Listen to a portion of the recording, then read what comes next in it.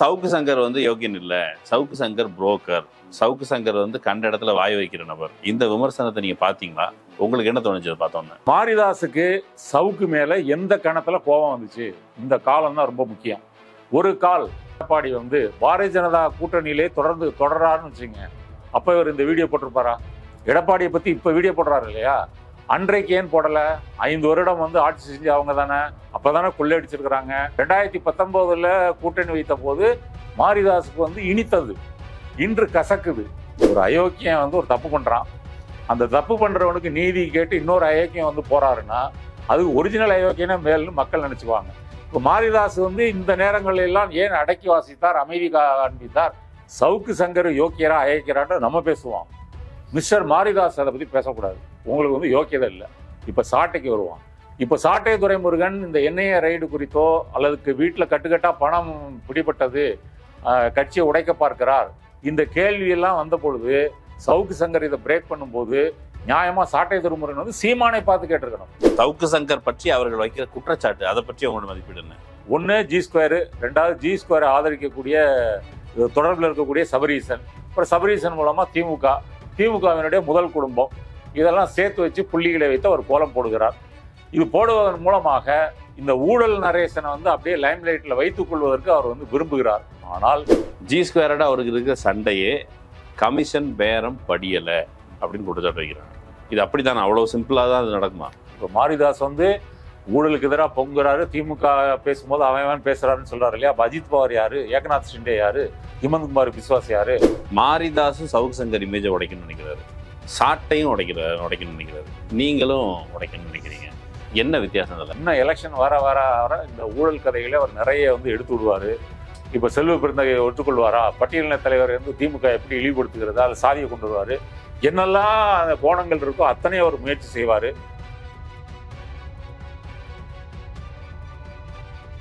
அரண்சை நண்பர்களுக்கு வணக்கம்.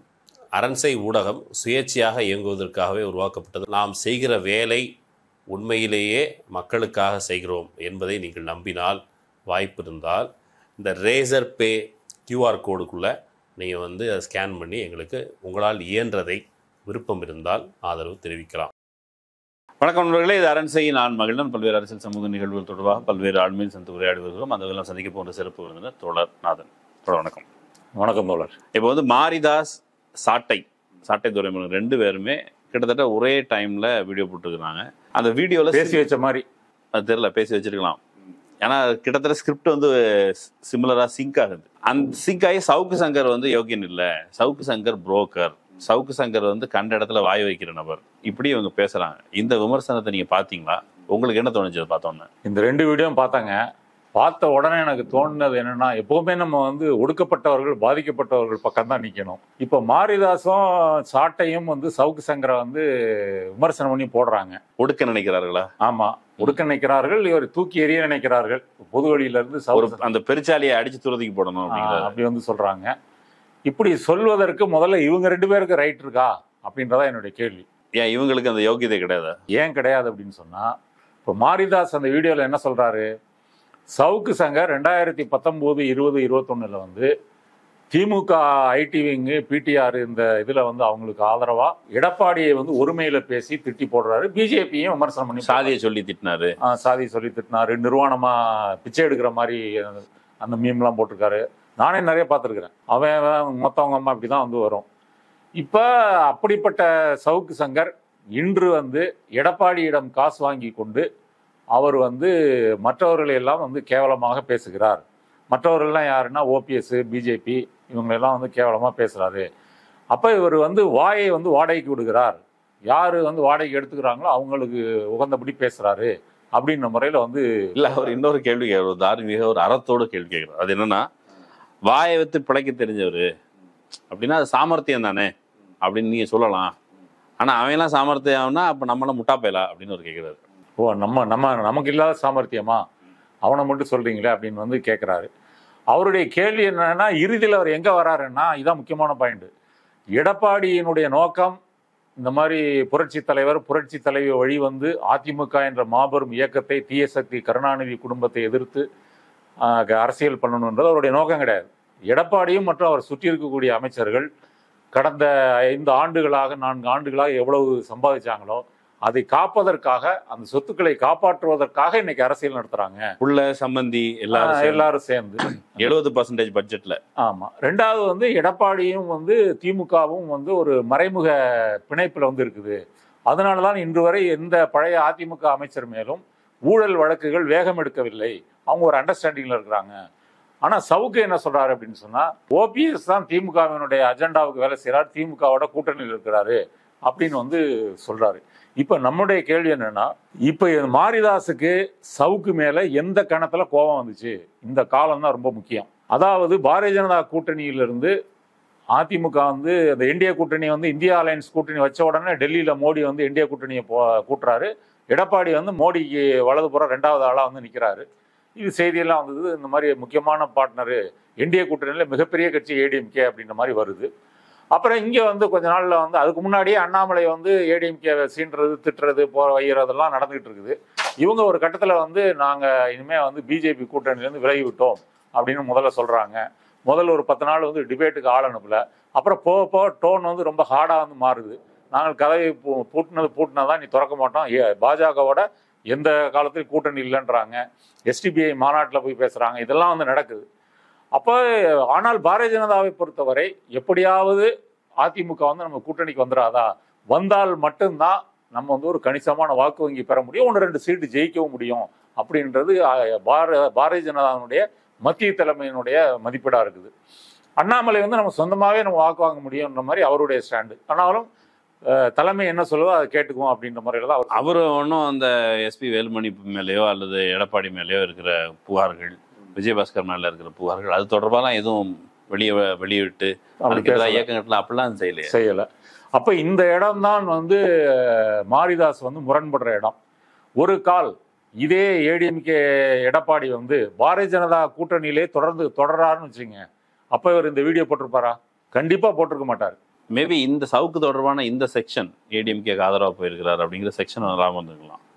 சவுக்கு தொடர்பாக விமர்சிச்சுட்டே தான் இருக்கிறார். இல்லையே, நீங்க ஏடிஎம்கே பிஜேபி கூட்டணி இருந்துச்சுன்னா இப்ப கூட அவர் வந்து பிஜேபியை எதிர்க்கிறது அப்படின்றது வந்து கிடையாது. இப்போ அவர் முழுக்க திமுகவை தான் எதிர்த்து பேசுறாரு. அண்ணாமலை எவ்வளவு பேசுறாரோ அதோட அதிகமாகவே சவுக்கு சங்கர் பேசுறாரு.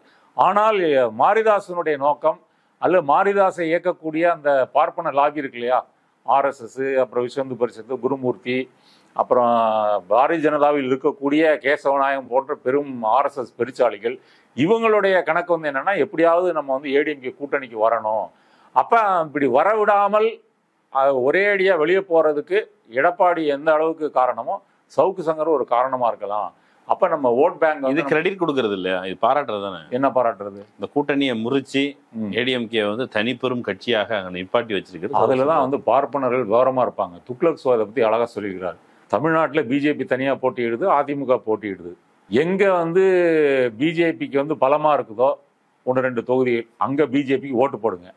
மற்ற தொகுதிகள் எல்லாம் நீங்க வந்து ரெட்டைலைக்கு தான் ஓட்டு போடணும். அங்க பிஜேபியே நின்னாலும் நம்மவாவே நின்னாலும் அங்க வந்து நீங்க ஓட்டை வந்து பிஜேபி யாரு நமக்கு சேமமா இருப்பாளோ வேஸ்ட் பண்ணிடாதீங்கன்னு தெளிவா சொல்லியிருக்கிறாரு. அப்போ பார்ப்பனர்களை பொறுத்த வரைக்கும் இதுல ரொம்ப தெளிவா இருக்கிறாங்க. தமிழ்நாட்டில் வந்து ஏடிஎம்கே கூட்டணி வைத்து கொண்டால்தான் ஒரு எதிர்காலம் இந்த தேர்தலில், அதான் அவங்களுடைய கணக்கு. இப்போ மாரிதாஸ் வந்து அந்த அஜெண்டாவுக்கு தான் வேலை செய்கிறாரு.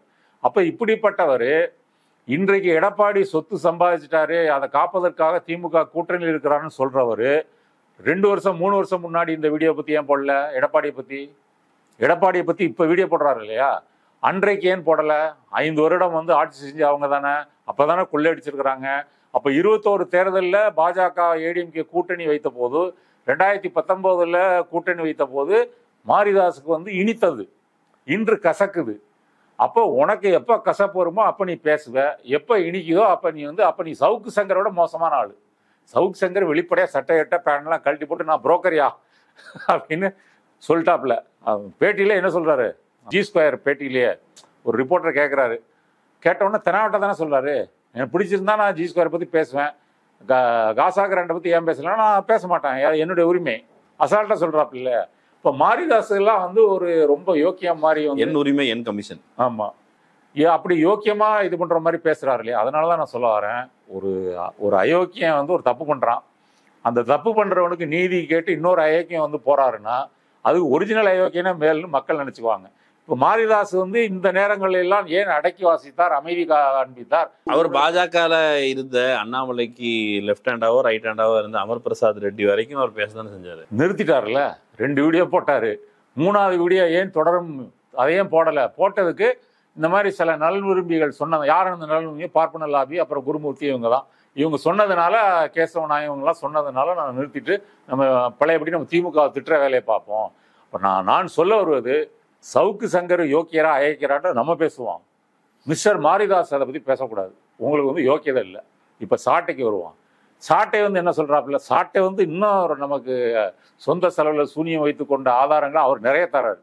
அவருடைய பிரச்சனை என்னென்னா, சவுக்கு சங்கர் சிறைக்கு போகிறார் இல்லையா, நீதிமன்ற அவமதிப்பு வழக்கில் உள்ளே போயிட்டு வெளியே வந்த பிறகு அண்ணன் சீமான் தான் அவர்களை வந்து கட்டிப்பிடிச்சு துண்டு போட்டு நிழல் போல அவங்களை பாதுகாக்கிறேன்னு சொல்லி எல்லாம் பண்ணாரு.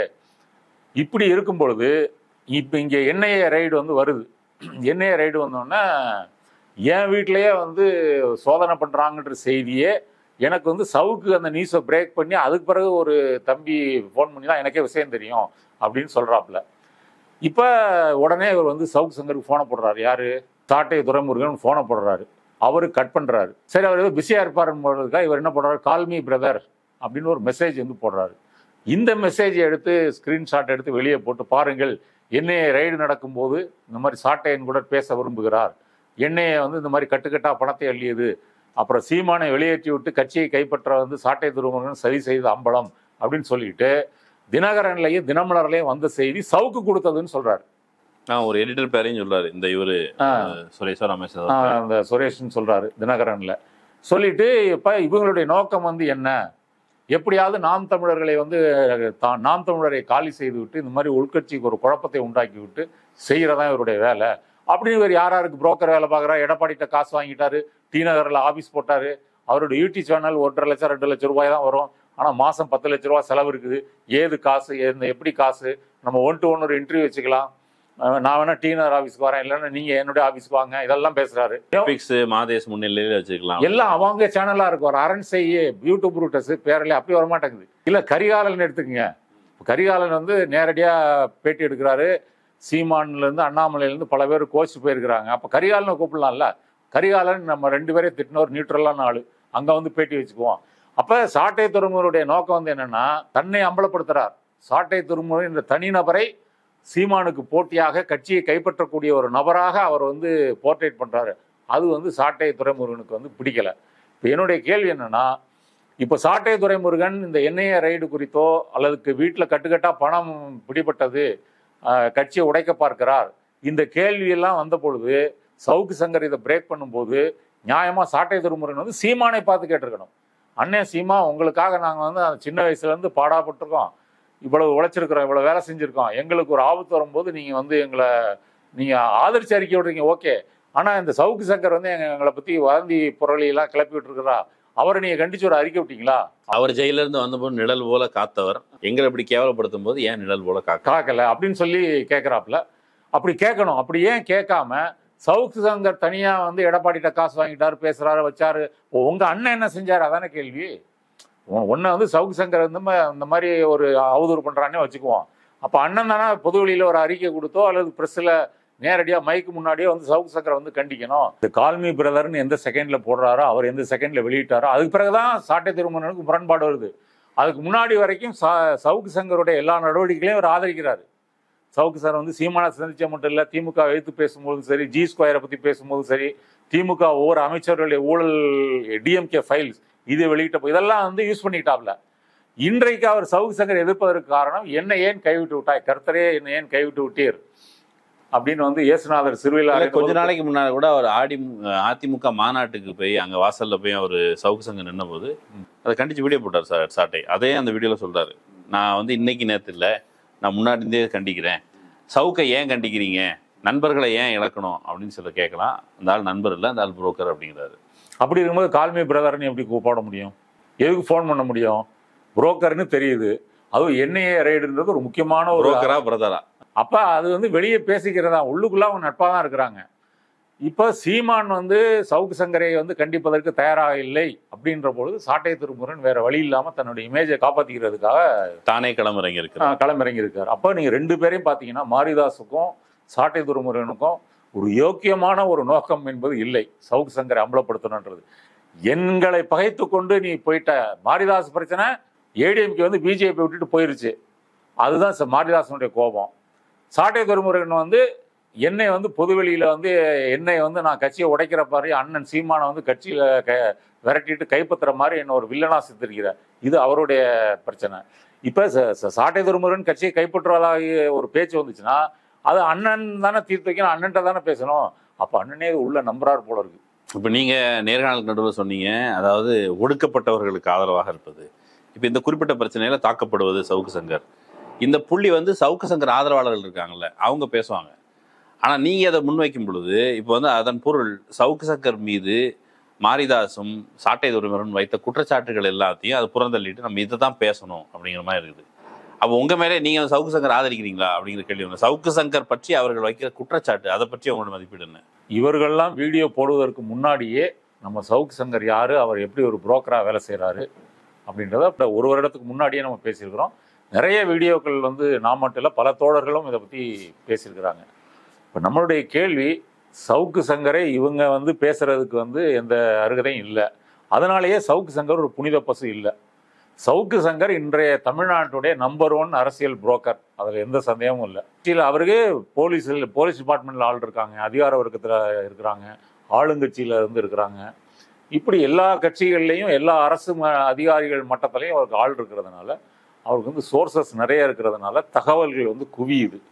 அந்த குவிகின்ற தகவல்களில் பாதி உண்மையும் பாதி பொய்யையும் வைத்துக்கொண்டு தனது தேவைக்கு ஏற்ப அவர் வந்து பேசுறாரு. அந்த கடைசியாக அந்த ரிப்போர்ட்டர் மீட்டிங்லேயே இந்த காசா கிராண்டு வந்து முன்னாடி பேசின சவுக்கு சங்கர் இன்னைக்கு G2 பற்றி மட்டும் பேசுவது என்ன? இப்போ அதில் வந்து இப்போ சாட்டையோ மாரிதாஸோ சொல்லக்கூடிய விஷயங்கள் இருக்கு இல்லையா, அந்த விஷயங்கள்லாம் வந்து பொய் இல்லை. இப்போ அதாவது வந்து HDFC பேங்க் வந்து 90% லோன் கொடுக்கும், எந்த டாக்குமெண்ட்டே பார்க்காம கொடுக்கும், அது வந்து ஒரு இந்தியா முழுவதும் செயல்படுகின்ற ஒரு முக்கியமான வங்கி. அந்த வங்கியை வந்து இங்கே வந்து திமுகவுக்கு ஆதரவாக தன்னுடைய விதிமுறைகள்லாம் மாற்றிக்கொண்டு கடன் கொடுக்கறது அப்படின்றதெல்லாம் வாய்ப்பே கிடையாது. அங்கேயே ஒரு ரிப்போர்ட்டர் கேட்குறாரு, நானே இந்த மாதிரி இஎம்ஐ கட்டிகிட்டு இருக்கேன் லேண்டு இது வாங்கி, இது நீங்கள் சொல்கிற மாதிரிலாம் கிடையாதே அப்படின்னு சொல்லி கேட்குறாரு.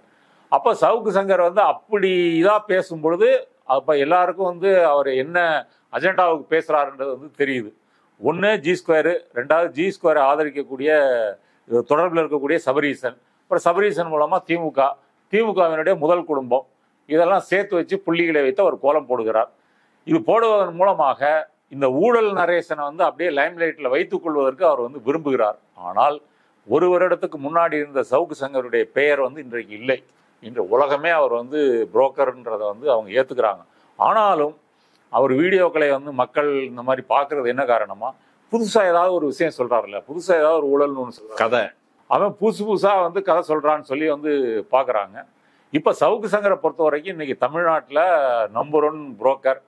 அவரை வந்து இன்னைக்கு எடப்பாடி வந்து குத்தகைக்கு எடுத்திருக்கிறது உண்மை. அவருடைய சவுக்கு மீடியாவாக இருக்கட்டும், அவருடைய சொந்த அப்பார்ட்மெண்ட்டு, காரு, மற்ற வசதிகள் எல்லாமே எடப்பாடி வந்து கொள்ளையடித்த பணத்திலிருந்து போடப்பட்ட, சொல்லப்போனால் இன்றைக்கு அந்த ஊழல் பணத்தினால்தான் சவுக்கு சங்கரே வாழ்ந்துட்டு இருக்கிறாரு. அப்படி இருக்கிற ஊழலை எதிர்த்து பேசுகிறாருன்றது ஒரு பெரிய போங்காட்டம். சவுக்கு சங்கருடைய கிரெடிபிலிட்டி குறித்து இவங்க நிறைய கேள்வி கேட்குறாங்க. அதில் ஒன்று வந்து எடப்பாடியோட கூட்டு வைத்துக் கொள்வது, பிடிஆரோட முன்னால் கூட்டு வச்சுட்டு வேலை பார்த்தாரு அப்படிங்கிறது, இப்போ வந்து பிடிஆரே திரும்ப கடிக்க தொடங்கியிருக்காரு அப்படிங்கிறது, இந்த மணல் கொள்ளைக்கு எதிராக பேசுகிறார் என்பதே அவர் பேசுவதே பேரம் பேசுவதற்கு தான். ஒரு கரிகாலன், அப்புறம் வந்து காசா கிராண்டு, அப்பாசாமி, ஆருத்ரா வரைக்கும் கூட அவர் பேசுவார். பேசினா அவங்க கூப்பிட்டு பேசுவாங்க என்னப்பா பிரச்சனைன்ட்டு, அதுக்கப்புறம் பேரம் படிஞ்சுன்னா அதுக்கப்புறம் பேச மாட்டார். G2 அவருக்கு இருக்கிற சண்டையே கமிஷன் பேரம் படியலை அப்படின்னு குற்றச்சாட்டு வைக்கிறாங்க. இது அப்படி தானே, அவ்வளோ சிம்பிளாக தான் அது நடக்குமா? இல்லை, அப்படி சிம்பிளாக வந்து நடந்துடாது. இப்போ இவருக்கு வந்து 2 நோக்கம் இருக்குங்க. ஒன்று எடப்பாடிக்காக வேலை செய்யணுன்றது ஒன்று, ரெண்டாவது அதிமுக எதிர்க்கக்கூடிய கட்சிகளை பற்றி ஒரு நரேஷன் தொடர்ந்து உருவாகிட்டு இருக்கிறது அப்படின்றது அவருக்கு முக்கியம். ஒரு கால் அவர்கள் ஊழலை பற்றி சவுக்கு சங்கர் வந்து பேசுவதாக இருந்தால் அது திமுகவோடு தொடர்பு இருந்தால் மட்டும்தான் அவர் பேசுவார்.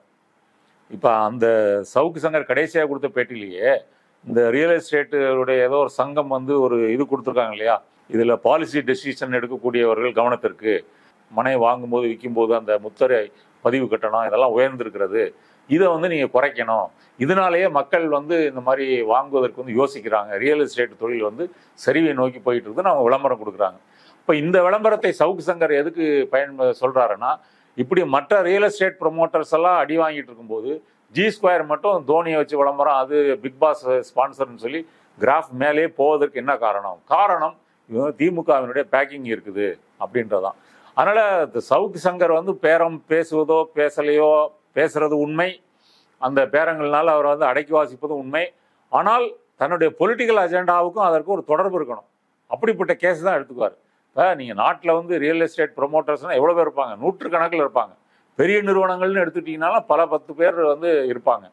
அப்போ அவ்வளோ பேரையுமே வந்து இந்த திமுக எதிர்ப்பு, அவனை பொறுத்த வரைக்கும் அந்த ரியல் எஸ்டேட் ப்ரொமோட்டர்ஸ் வந்து பிஸ்னஸ் வந்து ஒழுங்காக நடக்கணும். பிஸ்னஸ் எதிரியோட ஃபைட் பண்ண வைக்கிறதுக்கு இப்படியான இதுதான் அவருடைய நோக்கம்.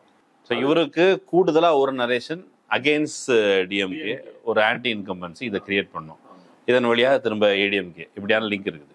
இப்போ இந்த லிங்கை வந்து வேற வேற வகையில் பயன்படுத்தினாலும் அவருக்கு அவர் மேலே நம்பிக்கை கொண்ட வாசகர்கள், நேயர்கள் இருக்கிறாங்க. இப்போ அவங்க குறித்து நீங்கள் சொல்லும்போது அவங்க வந்து ஓகே, அவன் ஐக்கனாக இருக்கட்டும், கதை சொல்கிறான், நிறைய புதுசாக தகவல் சொல்கிறான், அல்லது இவங்கெல்லாம் எடுத்து ஃபைட் பண்ணுறான் இப்படிங்கிற அபிப்பிராயத்தில் ஒன்றி போகிறவர்கள்.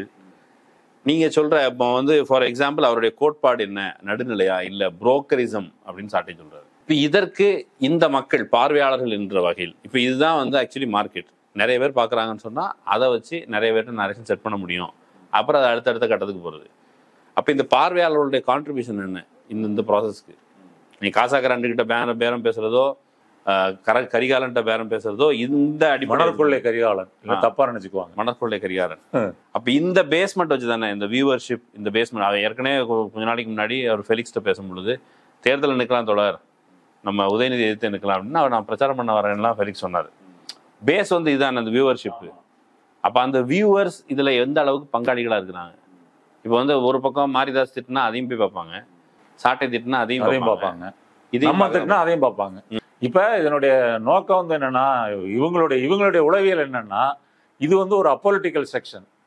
இப்போ நீங்கள் அந்த காலத்தில் நாங்கள் வந்து புதிய கலாச்சாரம் வந்து பத்திரிகை எடுத்துக்கொண்டு ரயில்வே நிலையம், பஸ் ஸ்டாண்டில் போய் விற்போம். விற்கும்போது எல்லா கட்சிக்காரனையும் திட்டுவோம், எல்லா கட்சிக்காரனும் ஊழல், எல்லா கட்சிக்காரனையும் திட்டிட்டு இந்த மாதிரி லாப நோக்கம் இல்லை, எல்லா பத்திரிகைகளையும் திட்டுவோம். இந்த லாப நோக்கம் விளம்பரம் இல்லாமல் புதிய கலாச்சாரத்தை வாங்கி படிக்கணும்னா மக்கள்லாம் வந்து வாங்குவாங்க. இப்போ நாங்கள் என்ன நினச்சிக்கிட்டோம், எல்லாரும் வந்து அயோக்கியன்னு சொல்கிறாங்க, தம்பி கரெக்டாக தான் பேசுகிறா அப்படின்னு. ஆனால் அதில் இன்னொரு இது என்னென்னா, இப்போவும் நீங்கள் போய் எல்லா கட்சியும் அயோக்கியர்கள் எல்லாரும் ஊழல் பண்ணுறாங்கன்னு சொன்னால் மக்கள் மறுப்பு தெரிவிப்பாங்களா? மறுப்பு தெரிவிக்க மாட்டாங்க. ஓகே நாய்பா. ஆமாம்.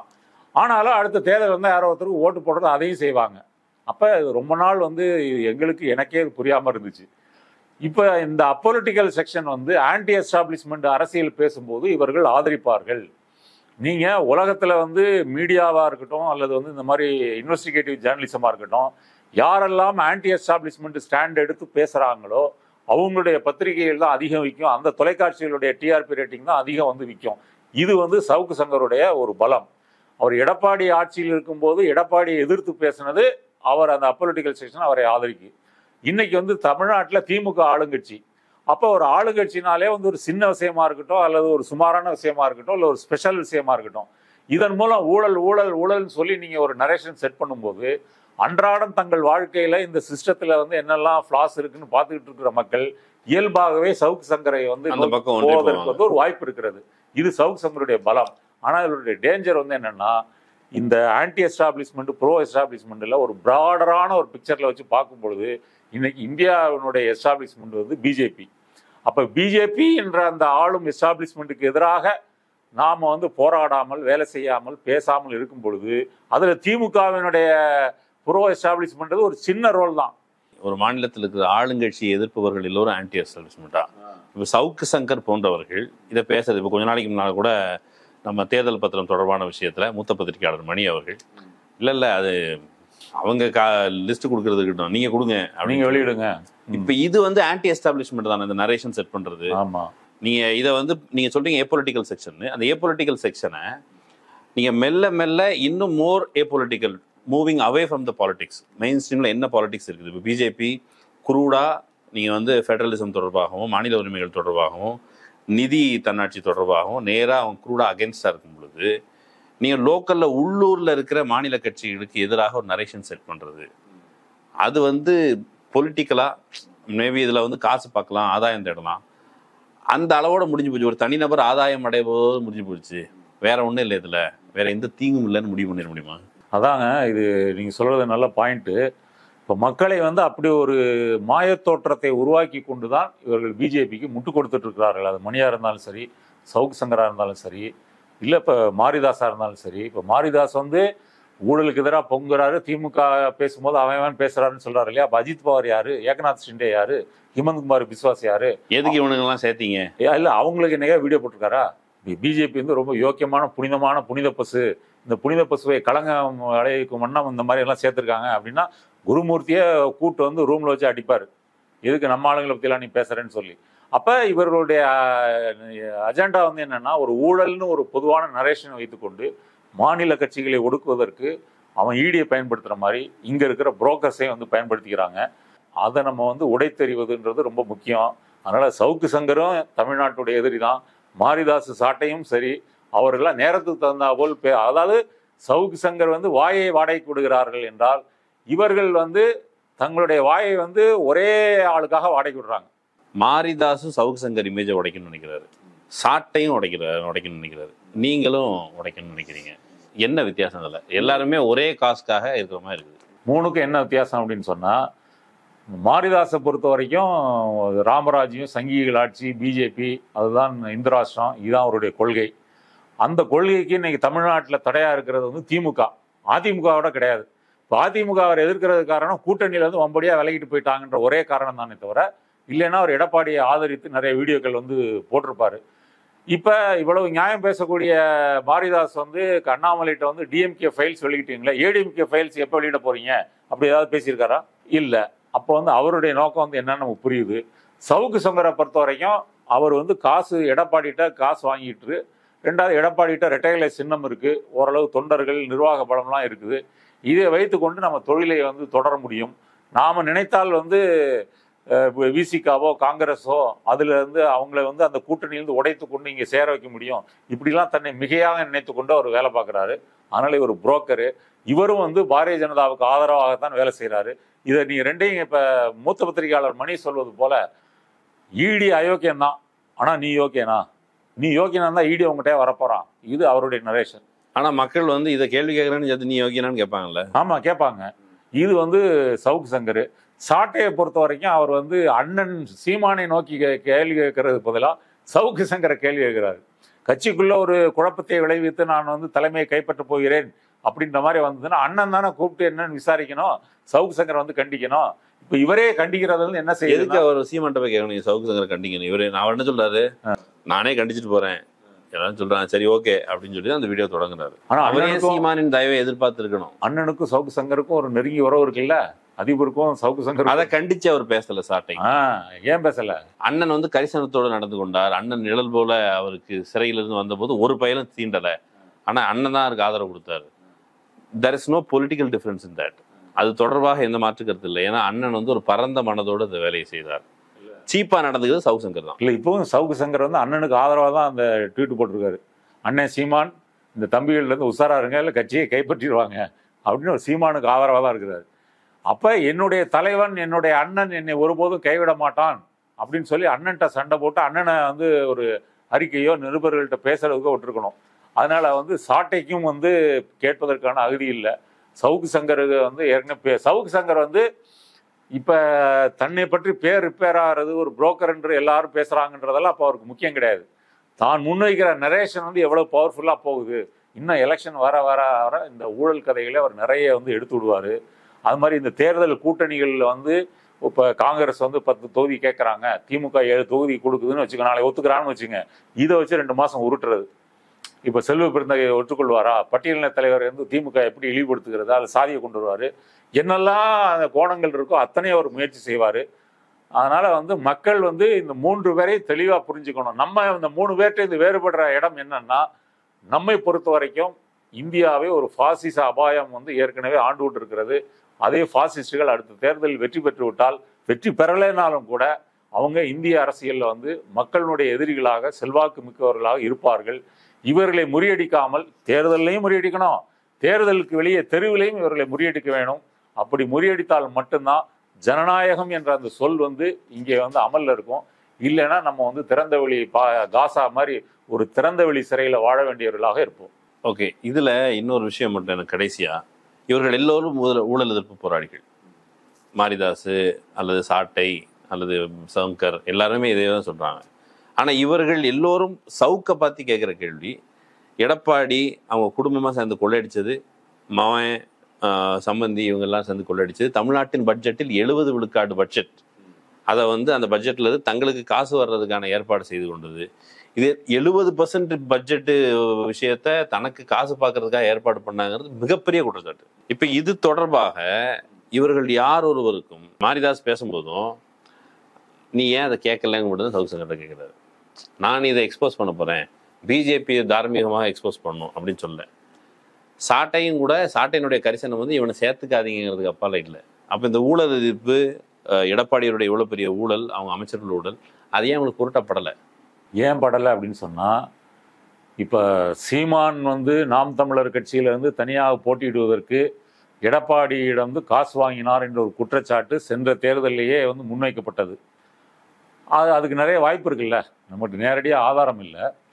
ஆனால் வந்து எங்கெல்லாம் வந்து திமுகவினுடைய எதிர்ப்பு ஓட்டுகளை வந்து சிதறடிக்க விடாமல் இருக்கணுமோ அங்கே ஒரு டம்மி கேண்டிடேட் போடுறது, எங்கே வந்து திமுக வந்து அதிமுக ஜெயிக்குதோ அங்கே வந்து திமுக எதிர்ப்பு ஓட்டுகளை பிரிக்க ஒரே இதாக போடுறதுக்கு அங்கேயும் அந்த மாதிரி வேலைகள் செய்வது, இப்படி ஒரு அண்டர்ஸ்டாண்டிங்கில் தான் அவர் வந்து எடப்பாடிகிட்ட காசு வாங்கியிருக்கலாம்.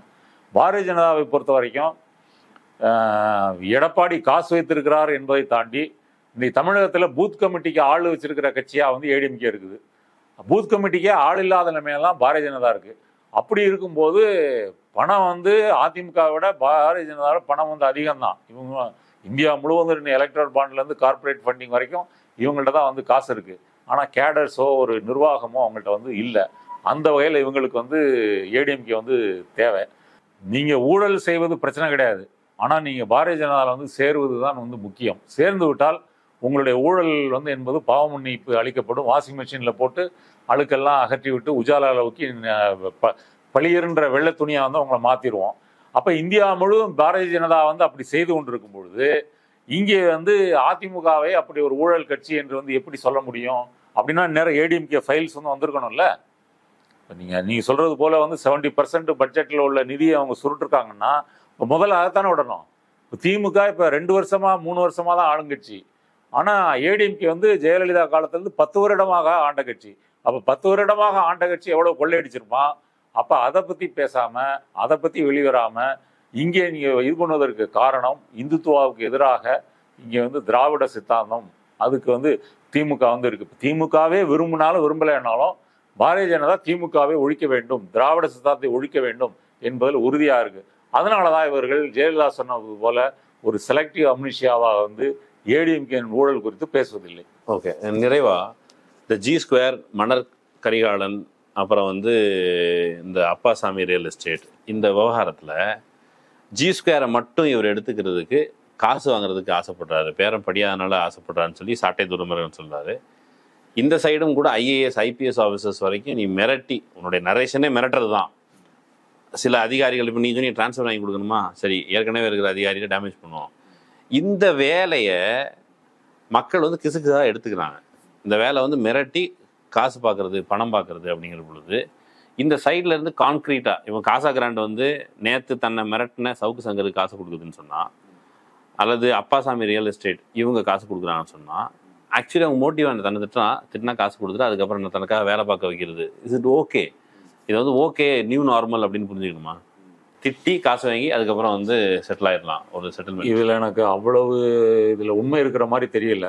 காசா கிராண்டு, எல்என்டி, அப்புறம் அப்பாசாமிலாம் வந்து இந்திய அளவில் வந்து முக்கியமான முதலாளிகள், தொழில் செய்யக்கூடியவங்க.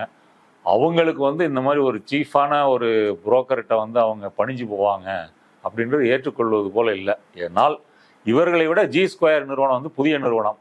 அந்த G2 நிறுவனமே வந்து சவுக்கு சங்கர் டீலுக்கு ஒத்துக்காமல் அவங்க மேலே கேஸ் போட்டு மன்னிப்பு கேட்க வச்சு இப்போ தொடர்ந்து இப்படி இருக்கும்போது அவங்களாம் பெரிய கை, அந்த பெரிய கைகள் வந்து சவுக்கு சங்கருக்கு பயப்படுறாங்கன்னு என்று சொல்வதன் மூலமாக சவுக்கை சவுக்கு ஒரு சூப்பர்மேனா வந்து ஆக்குவது தான் இவருடைய வந்து நோக்கம்.